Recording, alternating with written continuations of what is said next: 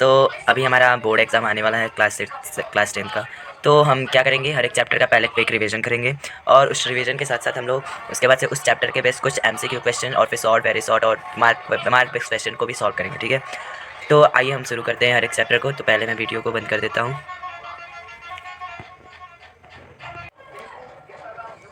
तो अब हम शुरू करते हैं अपना आज हम शुरू करने वाले हैं चैप्टर 2 एसिड, बेसिस और साल्ट। तो इससे पहले हम लोगों ने चैप्टर फर्स्ट का कर चुके हैं रिवीजन। तो आइए हम इसको शुरू करते हैं। तो पहले चैप्टर का नाम है हमारा एसिड, बेसिस एंड साल्ट। हम इसमें क्विक रिवीजन करने वाले हैं, तो ज़्यादा एक्सप्लेनेशन नहीं।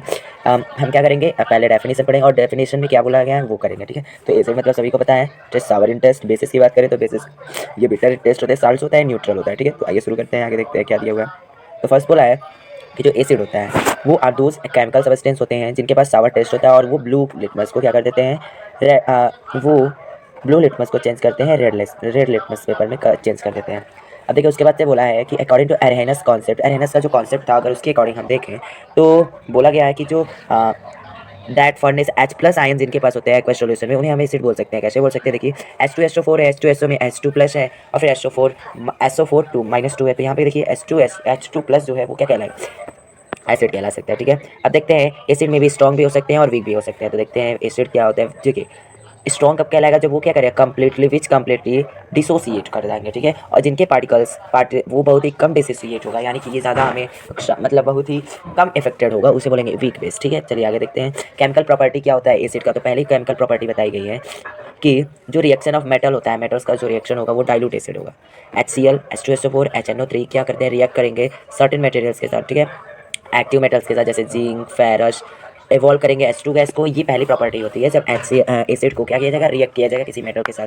तो ये क्या फॉर्म करेंगे, कुछ H2 गैसेस बनाएंगे। जैसे कि हम एग्जांपल में अगर देखें तो यहाँ पे आप देख सकते हैं, हाँ, तो जिंक जो है, जिंक क्या है, एक मेटल है और H2SO4 हमारा क्या है, H2SO4 जो हमारा दिख रहा है ये हमारा होगा एक डाइल्यूट एसिड है। ठीक है, अब देखिए हमने क्या किया, इसे जब रिएक्ट किया एक्वस सॉल्यूशन के साथ, इसके एक्वस सॉल्यूशन के साथ, तो हमें ZnSO4 मिलेगा। ZnSO4 यानी कि जिंक सल्फेट जो कि एक्वस फॉर्म में आएगा और H2 मिलेगा, H2 मतलब हाइड्रोजन गैस मिलेगा। हम नेक्स्ट चलते हैं reaction with metal oxide. Metal oxide के साथ अगर हम रिएक्शन करते हैं तो हमें क्या मिलेगा, तो अभी हमने किसके साथ रिएक्ट किया था, एसिड को रिएक्ट किया था मेटल के साथ, तो हमें H2 गैस मिला था। ठीक है, अब मेटल ऑक्साइड के साथ अगर उसी मेटल का ऑक्साइड बना के तब हम रिएक्शन करेंगे तो क्या फॉर्म होगा। तो देखिए यहाँ पे एसिड रिएक्ट करेगा सर्टेन मेटल के साथ भी सॉरी बेसिक ऑक्साइड के साथ, और वो फॉर्म करेंगे साल्ट और वाटर बनाएंगे। तो देखते हैं कौन सा सॉल्ट बनाएगा, कैसे वाटर बनाएगा। तो पहले बोला है क्या, हमने क्या लिया है, कैल्शियम ऑक्साइड लिया CaO। ये कौन से फॉर्म में है, तो सॉलिड फॉर्म में है। उसके बाद से 2HCl हमने लिया जो कि हमारा डाइल्यूट एसिड है, कॉन्सेंट्रेटेड एसिड होगा जो कि एक्वस फॉर्म में हमें लिया। ठीक है, अब हम क्या करेंगे, इसे जब हमने रिएक्शन किया, रिएक्टेड हुए, जब ये रिएक्शन हुआ तो हमें क्या मिला, CaCl2 मतलब पता है आप सभी को कैल्शियम क्लोराइड होता है। और उसके साथ साथ हमें क्या मिलेगा, वाटर। यहाँ पे CaCl2 क्या हो जाएगा, ये हमारा कहलाएगा सॉल्ट कहलाएगा, और जो ये हमारा H2O मिल रहा है ये क्या कहलाएगा, वाटर कहलाएगा। ठीक है, आई थिंक सभी को समझ में आएगा। अब करते हैं reaction of metal carbonate hydrogen carbonate के साथ अगर रिएक्शन करते हैं तो एसिड जो होगा रिएक्ट करेगा कुछ मेटल कार्बोनेट के साथ और एंड हाइड्रोजन कार्बोनेट के साथ भी रिएक्ट करेगा और मेटल कार्बोनेट के भी साथ करेगा और प्रोड्यूस करेगा, क्या प्रोड्यूस करेगा, तो कार्बन डाइऑक्साइड गैस भी बनाएगा। जैसे कि एग्जाम्पल अगर हम एग्जाम्पल देखें तो ये रहा हमारा एग्जाम्पल। जैसे कि देखिए यहाँ पे CaCO3 क्या है, कैल्शियम कार्बोनेट है जो कि एक कार्बोनेट है, और हमने क्या किया HCl यानी कि हाइड्रोक्लोरिक एसिड एक्वस फॉर्म में लिया। जब इन्हें हमने रिएक्ट कराया तो कैल्शियम क्लोराइड बनाया और H2O, और उसके साथ साथ हम देख रहे हैं लास्ट में क्या मिल रहा है हमें यहाँ पे मिल रहा है CO2 का मतलब कार्बन डाइऑक्साइड। तो हम जब एक कैल्शियम किसी कार्बोनेट को या हाइड्रोजन कार्बोनेट को एक साथ जब रिएक्ट करेंगे, हाइड्रोजन कार्बोनेट या किसी कार्बोनेट को, मेटल कार्बोनेट को जब रिएक्ट करेंगे किसी एसिड के साथ, तो हमें मिलेंगे साल्ट, वाटर और लास्ट में मिलेगा हमें क्या, हमें लास्ट में मिलेगा कार्बन डाइऑक्साइड गैस। इसका एक और एग्जांपल देख लेते हैं हम लोग। तो देखिए नेक्स्ट एग्जांपल क्या है, हमने यहाँ पे क्या लिया हुआ है, NaHO3। यहाँ पे क्या है हमारे पास, सोडियम हाइड्रोजन कार्बोनेट है और उसके साथ से हमने लिया है साथ में HCl क्या है हमारा एसिड हो गया। अब हमने क्या फॉर्म किया, NaCl क्या होता है, जो हमारा सॉल्ट कहलाएगा। H2O क्या है हमारा, यहाँ पे H2O हमारा वाटर है और लास्ट में हमें कार्बन डाइऑक्साइड मिला, यानी कि कार्बन डाइऑक्साइड गैस मिल चुका। ठीक है, अब नेक्स्ट हम फॉर्म देखेंगे बेसिस के बारे में। तो बेसिस देखिए क्या होता है, बेसिस किन्हें बोलते हैं। तो बेस जो होता है एक सब्सटेंस होता है जो फर्निश करेगा हमें हाइड्रोजन हाइड्रोक्साइड आयंस देगा, यानी कि HOH- आयंस रहेंगे इनके साथ। ठीक है, और ये एक्वस सॉल्यूशन होते हैं जिन्हें कहेंगे क्या, बेसिस बोलते हैं। ठीक है, देखिए कास्टिक सोडा, सोडियम हाइड्रोक्साइड ये सभी क्या है हमारे लिए एग्जांपल्स दिए गए हैं किसके, ये है हमारे बेसिस के एग्जांपल। तो इसमें भी स्ट्रॉन्ग बेस होता है और वीक बेस होता है। तो देखिए जो सबस्टेंस क्या करते हैं, सबस्टेंस या बेसिस की बात करें जो कंप्लीटली आयोनाइज हो जाते हैं OH- आयंस के साथ, और उन्हें कहते हैं स्ट्रॉन्ग बेसिस बोलते हैं, जैसे KOH हो गया, कास्टिक पोटास, ठीक है। इसके साथ साथ बात करें वीक बेसिस क्या होते हैं, तो वीक बेसिस की बात करें तो ये बेसिस ऐसे जो आयोनाइज होंगे पार्शियल, यानी कि बहुत ही कम मात्रा में ये एक दूसरे के साथ आयोनाइज होंगे, इसे बोलेंगे हम वीक बेसिस। और इसके एग्जांपल देखें तो कैल्शियम हाइड्रोक्साइड हो जाएगा, ठीक है। आगे देखते हैं तो एल्कली क्या होता है, इसमें हम एल्कली सिस्टम के बारे में पढ़ेंगे। तो एल्कली एक वाटर सॉल्युबल बेस होता है, जिसे बोले अगर हमने क्या किया, बेस को किसी वाटर में सॉल्यूट कर दिया, यानी कि मिला दिया गया जब इस बेस को, तो हमें मिलेगा एल्कली। अब इसके एग्जांपल देखो तो NaOH यानी कि सोडियम हाइड्रोक्साइड। ऑल एल्कलीज जो होते हैं वो बेस होते हैं, but all bases are not alkalies. तो जितने भी एल्कलीज होते हैं उन सभी एल्कलीज को हम क्या बोल सकते हैं, बेस, बट हर एक बेस को हम एल्कलीज नहीं बोल सकते हैं। ये पॉइंट को हम लोग क्या कर लेंगे, स्टार मार्क करके आप लिख लेंगे अपनी कॉपी में। चलिए नेक्स्ट देखते हैं, बेसिस है बीटर टेस्ट। तो बेस के पास कौन सा टेस्ट होता है, बीटर टेस्ट होता है। ये क्या करते हैं, रेड लिटमस को ब्लू करते हैं एंड सॉपी टू टच। इसे अगर टच करें तो एक साबुन को हम अगर टच करते हैं तो जैसे साबुन को टच करने पे स्लिपरी होता है ना, वैसे हमारा ये भी क्या होता है, स्लिपरी होगा। और जैसे कि हमारा एसिड जो था वो क्या कर रहा था, ब्लू लिटमस को रेड में कन्वर्ट कर रहा था, ठीक है। यानी लिटमस पेपर से अगर चेक करते हैं तो ब्लू लिटमस को रेड में कर रहा था, बट यहाँ पे हमारा जो ए बेस है, ये बेस क्या करता है, रेड लिटमस को टर्न कर देगा, ब्लू में करेगा। तो ये दोनों एक दूसरे के बिल्कुल अपोजिट होते हैं। तो अब हम देखते हैं केमिकल प्रॉपर्टीज। अब बेसिस की केमिकल प्रॉपर्टीज को देख लेते हैं। तो पहली प्रॉपर्टी बोला है कि जो रिएक्शन करेंगे अगर मेटल्स का स्ट्रॉन्ग बेसिस के साथ रिएक्ट करें तो ये एक्टिव मेटल्स को प्रोड्यूस करेंगे, जैसे कि हाइड्रोजन गैस भी बनाएंगे साथ में, ठीक है। तो ये क्या फॉर्म करेंगे, हाइड्रोजन गैस को फॉर्म करेंगे। यस ओके, देखते हैं। तो हमने क्या लिया है, पहले जिंक लिया है। जिंक क्या है, हमारा मेटल है, और इसके साथ हमने रिएक्ट कराया किस चीज़ को, सोडियम हाइड्रोक्साइड। सोडियम हाइड्रोक्साइड क्या है यहाँ पे हमारे पास, ये हमारा बेस है। अब देखिए हमने यहाँ पे जब रिएक्शन कराया तो रिएक्शन में हमें क्या फॉर्म हुआ, रिएक्शन में हमें मिल रहा है, देखिए Na2ZnO2, यानी कि ये हमारा क्या है, सोडियम जिंकेट फॉर्म होगा, ठीक है, सोडियम जिंकेट। और इसके साथ हमें हाइड्रोजन मिलेगा। तो हमारा ये भी था, देखिए जब हमने एसिड को मेटल के साथ रिएक्ट कराया तो भी हमें हाइड्रोजन गैस मिला था, जब बेसिस को भी रिएक्ट कराएंगे तो भी हमें क्या मिलेगा, हाइड्रोजन गैस मिलेगा। अब हम देखते हैं नेक्स्ट प्रॉपर्टी क्या है। तो नेक्स्ट प्रॉपर्टी इसकी है कि जब हम रिएक्शन कराएंगे नॉन मेटल्स का, reaction with non metallic oxide, जब बेसिस को हम रिएक्ट करेंगे नॉन मेटेलिक के साथ तो हमें नॉन मेटेलिक ऑक्साइड मिलेंगे, जैसे कि एसिडिक ऑक्साइड में मिल रहा था। To produce salt and water, भी साथ में सॉल्ट और वाटर मिलेगा। तो देखो नॉन मेटेलिक एसिड है, ये एसिडिक होते हैं नेचर में, अगर हम इसे चेक करें तो ये एसिडिक होगा, बट वो फॉर्म किससे हो रहा है, बेसिस की हेल्प से हो रहा है। तो देखिए कार्बन डाइऑक्साइड को हमने क्या किया है, स्लैक्ड लाइम यानी कि CaOH2 के साथ हमने जब रिएक्शन कराया तो हमें कैल्शियम कार्बोनेट मिला और H2O मिला, ठीक है। उसके बाद से जो नेक्स्ट यहाँ पे बोला गया है, ओहो देखिए नेक्स्ट प्रॉपर्टी ये बताई जा रही है कि जब हमने रिएक्शन कराया बिटवीन एसिड और बेसिस के बीच में एक दूसरे के साथ, अभी तक हमने क्या किया था, बेस को हमने बेस को मेटल के साथ रिएक्शन कराया, बेस को बेसिस के साथ, बेस को उसके बाद से नॉन मेटल के साथ भी रिएक्शन। अब हम क्या करते हैं, एसिड और बेस दोनों को एक साथ अगर रिएक्शन कराएंगे तो क्या होगा हमारे साथ, तो देखिए तो एसिड जो होगा वो रिएक्ट करेगा बेसिस के साथ, प्रोड्यूस करेगा सॉल्ट और वाटर फॉर्म करेगा। तो जब हम एक एसिड को उसको रिएक्ट कराएंगे बेस के साथ तो हमें मिलेगा सॉल्ट, सॉल्ट के साथ हमें क्या मिल सकता है, वाटर मिलेगा, ठीक है। आई थिंक आप सभी को समझ में आया। नेक्स्ट देखिए क्या बोला है कि इन दिस रिएक्शन में क्या होगा, एसिड न्यूट्रलाइज होगा, ये बेस को न्यूट्रलाइज कर देता है और प्रोड्यूस करेगा एक वाइस वर्सा वही रिएक्शन फॉर्म करेगा जिससे न्यूट्रलाइजेशन रिएक्शन करते हैं। तो यहाँ पे ना ही एसिड बनेगा ना ही बेस बनेगा, यहाँ पे हमें मिल सकता है सॉल्ट मिल सकता है, ठीक है। अगर जनरल न्यूट्रलाइजेशन रिएक्शन को देखा जाए तो देखिए बेसिस और एसिड को हमने क्या किया है, एसिड और बेस को क्या किया है, जब हमने रिएक्शन कराया तो हमें सॉल्ट और वाटर मिला। इसके साथ साथ और एग्जांपल देखा जाए तो NaOH को और HCl को एक साथ जब रिएक्ट कराया गया तो NaCl जो कि हमारा कॉमन सॉल्ट होता है, कॉमन सॉल्ट का फॉर्मूला यही होता है NaCl, और H2O हमें मिलता है, ठीक है। आगे देखा जाए तो इफेक्ट क्या हो रहा है डाइल्यूशन ऑन एसिड और बेस, जब हम एक एसिड में वाटर को मिला रहे हैं तो हमें इफेक्ट क्या मिल रहा है, तो उसके लिए देखते हैं। तो देखिए पहले क्या बोला है कि मिक्सिंग ऑफ एन एसिड और base with water is called dilution. तो जब हम वाटर को किस में मिक्स करेंगे, किसी एसिड में या फिर बेस में जब रिएक्ट कराएंगे तो हमें मिलेगा क्या, इस प्रोसेस को बोलते हैं डाइल्यूशन बोलते हैं, ठीक है। आप सबको समझ में आया, ठीक है। आगे देखते हैं कि ये रिजल्ट में डिक्रीज कर देगा कॉन्सेंट्रेशन ऑफ H3O+ आयन को, कॉन्सेंट्रेशन को भी क्या कर देगा, कम कर देगा, और OH- को भी कम कर देगा पर यूनिट पे वॉल्यूम, एंड एसिड और base is said to be diluted. तो यहाँ पे क्या होगा, जितना वाटर हम मिक्स करते जाएंगे तो वहाँ पे H3O+ आयन जो होते हैं और OH- आयन जो होते हैं इनका जो कॉन्सेंट्रेशन होगा ये डिक्रीज होने लगेगा, और वो जो हमारे लिए एसिड होगा या बेस हमारे लिए मतलब ज़्यादा हार्मफुल नहीं होगा। अगर नेक्स्ट प्रोसेस देखें तो इस प्रोसेस में क्या होता है, एक एसिड या बेस को हाईली एक्सोथर्मिक प्रोसेस दिया जाता है, मतलब एक्सोथर्मिक प्रोसेस होगा। देखिए आप लोगों ने पढ़ा होगा रिएक्शन करने पे कौन कौन से रिएक्शन होते हैं, तो एक्सोथर्मिक प्रोसेस होता है। इसमें क्या किया जाता है, टेम्परेचर दिया निकलता है, the acid must be added slowly to the water with constant stirring. तो देखिए अगर हमें किसी एसिड में वाटर मिलाना है या फिर वाटर में एसिड मिलाना है, अगर हमें डाइल्यूशन प्रोसेस करना है तो ऐसा हम नहीं कर सकते कि एक ग्लास में क्या किया, एसिड खूब ज़्यादा ले लिया और उसमें ड्रॉप करके पानी मिला रहे हैं और उसे करें। ऐसा करने से हमारा डाइल्यूशन प्रोसेस हो ही नहीं सकेगा, और एसिड के ऊपर जो ही ड्रॉप वो गिरेगा, एसिड के ऊपर समझ करके कि क्या है इसमें एसिड है, और हमने यहाँ पे क्या किया, ड्रॉप गिराया। जब जो ही हम ड्रॉप गिराएंगे तो यहाँ से क्या हो जाएंगे, पूरा जो वो वाटर होगा वो तुरंत वहाँ से स्प्लैश कर जाएगा, वहाँ से उस ग्लास से बाहर आ जाएगा। तो हमें देखिए ये डाइल्यूशन प्रोसेस करने के लिए हमें क्या जरूरी होगा, हमें एक ग्लास में क्या लेना होगा, वाटर लेना होगा। ये वाटर हमने ले लिया, अब हम इसमें क्या ऐड करेंगे, अब हम इसमें ऐड करेंगे अब हम इसमें ऐड करेंगे एसिड को। तो हमने क्या कर रहे हैं, हम यहाँ पे एसिड को गिराते जा रहे हैं और एक स्टील के साथ, स्टीरिंग जानते हैं किसी चीज़ से, ऐसे हम इसको घुमाते रहेंगे ताकि क्या हो, वो वाटर में मिक्स होता जाए और इस तरह से हम ये डाइल्यूशन प्रोसेस कर सकते हैं। नेक्स्ट देखिए क्या बोला है कि ये क्या होता है, if water is added to an concentrated acid the heat generated by the cause of mixture और splash out of the cause. तो मैंने बताया वही फॉर्मेशन देखिए यहाँ पे हो गया। अब नेक्स्ट देखते हैं हम लोग। तो देखिए अब हम नेक्स्ट पढ़ेंगे इंडिकेटर्स के बारे में। इंडिकेटर्स का मतलब क्या होता है, हम लोग जानते हैं इंडिकेटर्स का मतलब ये होता है जो कि हमें इंडिकेट करके बताएगा कि क्या ये ऑब्जेक्ट जो है क्या है, एसिड है या फिर ये ऑब्जेक्ट क्या है, बेस है। तो कुछ हमारे पास इंडिकेटर होते हैं, वो हमें इंडिकेट करके बताएंगे। अब हम हर एक चीज़ तो टेस्ट करके नहीं बता सकते। लो भाई हमने क्या किया, एसिड को रखा तो हमारा सॉर टेस्ट होगा, तो कहीं कहीं जो कॉन्सेंट्रेटेड एसिड होंगे तो पता चला हमने जी पे रखा और मेरा जी भी गया। और अगर बेसिस की बात करें तो बेसिस में क्या होता है, और अगर बेसिस की बात करें तो बेस को अगर हमने रखा तो बीटा टेस्ट की वजह से हम खुद पता नहीं क्या हो सकता है। तो चलिए देखते हैं इंडिकेटर्स की हेल्प से हम कैसे जान सकेंगे कि हाँ ये हमारा जो ऑब्जेक्ट है क्या है, इसका जो इंडिकेशन आ रहा है कि ये एसिड है। तो देखिए इंडिकेटर एक सब्सटेंस होता है जो चेंज कर देगा अपने कलर को या फिर अपनी स्मेल को चेंज करेगा। ऑर्डर का मतलब होता है स्मेल। अगर हम उसमें एसिड या बेस को क्या करें, अगर मिक्स किया जाए। इंडिकेटर को हम क्लासीफाई करें तो नेचुरल सिंथेटिक इंडिकेटर्स होते हैं, नेचुरल इंडिकेटर्स होते हैं, सिंथेटिक इंडिकेटर होते हैं, ऑल फैक्ट्री इंडिकेटर होते हैं और एक यूनिवर्सल इंडिकेटर होता है। तो अगर हम इंडिकेटर्स को अगर डिफाइन करना चाहें, क्लासीफाई करना चाहें तो ये 4 तरीके के होते हैं। तो एक एक करके सभी के बारे में पढ़ते हैं। तो सबसे पहले हम लोग देखते हैं हमारे नेचुरल इंडिकेटर्स के बारे में। तो ये इंडिकेटर्स जो होते हैं ये फाउंड होते हैं नेचर में,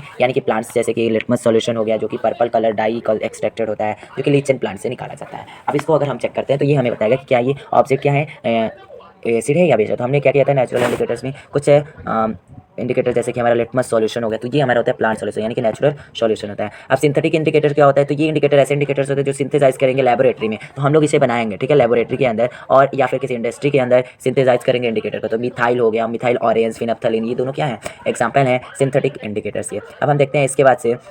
तो देखिए हम लोग देख लेते हैं पहले कौन सा चेंज हो रहा है। तो पहले इंडिकेटर का नाम दिया है और उसका पीएच रेंज दिया होगा, फिर एसिडिक है या बेसिक मीडियम में, तो कैसा कलर आ रहा है। तो देखिए हमने क्या किया, पहले नेचुरल इंडिकेटर्स को लिया। तो नेचुरल इंडिकेटर में सबसे पहले हमारे पास है लिटमस। तो लिटमस को अगर हम एसिड में डालेंगे तो ये रेड कलर में आ। तो देखते हैं सबसे पहले अब इसके बाद से बोला है कि जो हमारा टर्मरिक होता है। अब हम यहाँ पे क्या यूज़ करेंगे, अपने टर्मरिक का यूज़ करेंगे। और ये टर्मरिक क्या होता है, अगर हम एसिड में डालेंगे तो येलो कलर आएगा और उसके बाद से बेस में डालें तो रेड कलर होगा। नेक्स्ट बात की गई है रेड कैबेज की। तो रेड कैबेज का अगर हम यूज़ करें तो एसिड में रेड कलर आएगा और अगर उसी में चेक किया जाए तो बेस में इसका कलर आ जाएगा ग्रीन। ये क्या होता है, रेड कैबेज जूस निकाला जाता है फ्रॉम लिप से, उसके लिप से ये जूस को निकाला जाता है, फिर ये यूज़ में आता है। अब नेक्स्ट देखते हैं हम लोग सिंथेटिक इंडिकेटर्स का क्या काम होता है। तो सिंथेटिक इंडिकेटर्स में एक फिनप्थलीन आएगा, दूसरा आएगा मिथाइल ऑरेंज। तो देखिए मिथाइल ऑरेंज को अगर हम इतने ये इनका जो पीएच स्केल दिया हुआ है, ठीक है, और अगर हम एसिड में डालें तो इसका कलर क्या हो जाएगा, कलरलेस रहेगा, इसका कोई कलर ही नहीं आएगा। और अगर हम इन्हें बेस में डालें तो पिंक हो जाएगा या फिर रेड हो सकता है। और वहीं पर अगर मिथाइल ऑरेंज की बात करें तो मिथाइल ऑरेंज का कलर एसिड में रेड रहेगा और एसिड के बाद अगर बात करें बेस की तो बेस में इसका कलर येलो हो जाएगा। तो येलो कलर को मैं येलो से रिप्रेजेंट कर दे रहा हूँ, येलो कलर को येलो से रिप्रेजेंट कर दे रहा हूँ और रेड कलर को रेड कलर से ही रिप्रेजेंटेशन हो जा रहा है। हाँ चलिए रेड कलर से ही कर देते हैं, ये हो गया।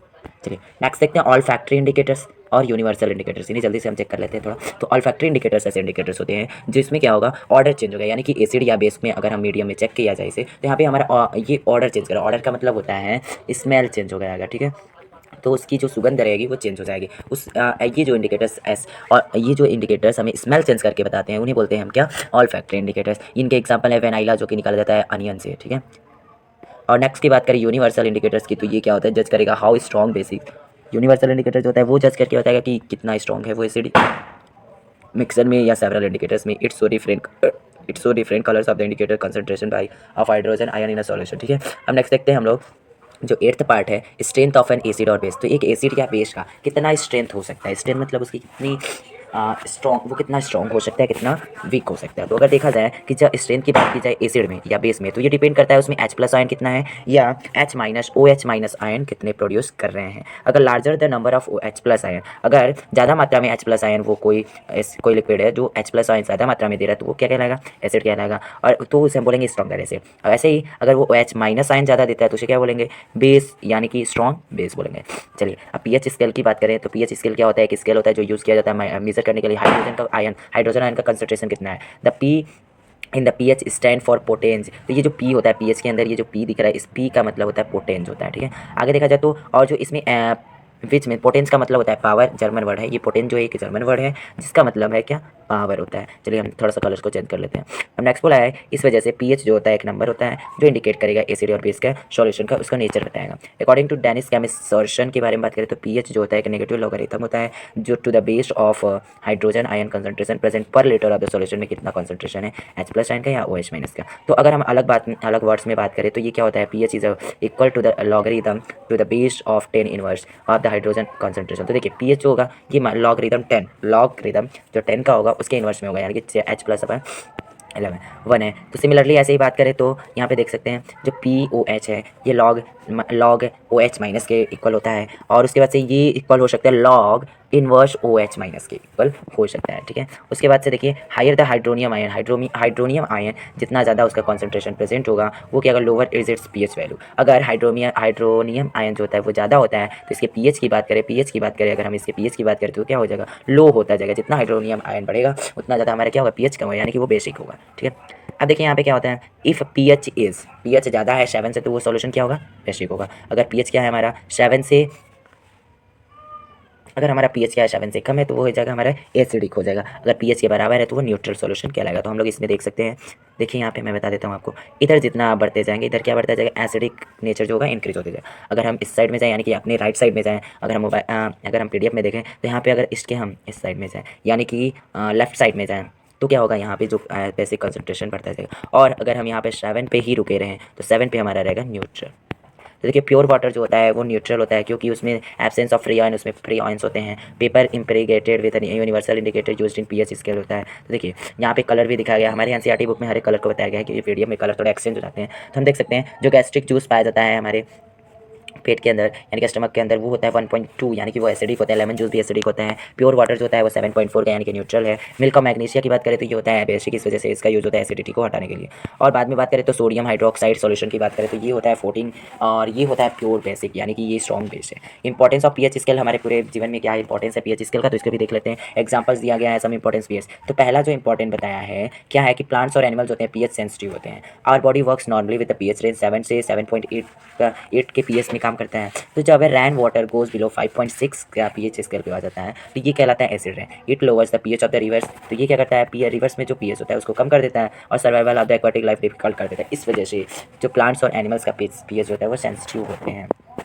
पीएच ऑफ सॉइल की बात करें तो नेचर ने क्या किया, सॉइल को भी क्या किया, टेस्टिंग इट्स पीएच को टेस्ट करने के लिए बताया। Particularly crop its grown in the selective fertilisers का यूज़ करके हम क्रॉप्स को अच्छे से ग्रो कर सकते हैं। नेक्स्ट में बात किया गया है कि जो पीएच होता है क्या बोला है, तो पीएच हमारे डाइजेस्टिव सिस्टम में क्या करता है, तो pH in our digestive system during the ingestion, जब इनडाइजेशन चलता है हमारे स्टमक के अंदर तो प्रोड्यूस करते हैं बहुत ज़्यादा मात्रा में एसिड। तो जो क्या कर सकता है, पेन और फिर इरिटेशन भी कर सकते हैं। तो टू करेक्ट इस डिस्टर्बेंस तो पीएच को अरेंज किया मिल्क ऑफ मैग्नीशिया यानी कि मिल्क बेस का, और यूज होता है as a medicine which is antacid. तो मिल्क ऑफ मैग्नीशिया को हम अगर बोलें दूसरी भाषा में बोलें तो मिल्क ऑफ मैग्नीशिया को हम बोल सकते हैं, हमारे वहाँ आता है ना इनो को हम बोल सकते हैं मिल्क ऑफ मैग्नीशिया। इसमें यूज होता है मिल्क ऑफ मैग्नीशिया जो कि बेसिक होता है, बेस यूज़ किया जाता है एसिडिटी जब हमारे पेट में हो जाता है तो उसको भगाने के लिए। इससे इस इनो को हम एंटासिड बोलते हैं। जैसे कि वायरस को भगाने के लिए एंटीवायरस रखते हैं, बैक्टीरिया को एंटीबैक्टीरिया, वैसे ही एसिड को भगाने के लिए एंटासिड रखते हैं।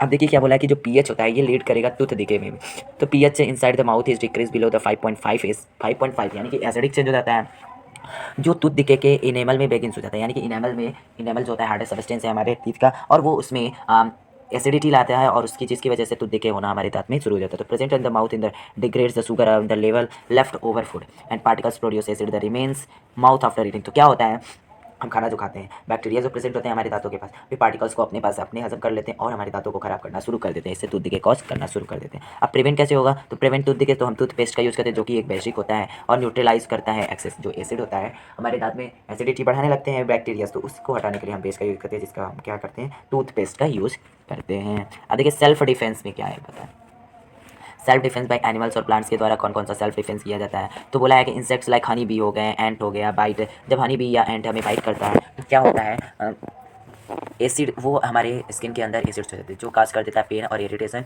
और mild base like baking soda apply करते हैं अगर हम उस अफेक्टेड एरिया में, तो क्या हो सकता है, हम उससे बहुत ही फास्टली रिलीफ पा सकते हैं। पीएच इन प्लांट की बात करें तो stinging hair of the natural sleeves inject methanoic acid in the skin which causes burning pain, it cure rubbing the lips of the dog plant. तो क्या होता है, अगर हम जंगलों में जाएँ और नहीं तो हमारे आसपास ही कुछ पत्ते ऐसे होते हैं जो नुकीले होते हैं, और वो अगर टच हो जाता है या फिर कुछ और हो जाता है तो खुजली वगैरह, इरिटेशन होने लगता है और पेन होता है, दर्द ज़्यादा होने लगता है। तो ये सभी क्या करते हैं, एसिड को हमारे अंदर इंजेक्ट कर देते हैं, जिसको हटाने के लिए हम कुछ डॉग प्लांट्स का यूज़ करते हैं जो रबिंग के लिए यूज़ होता है ताकि उससे हम सही कर सकें।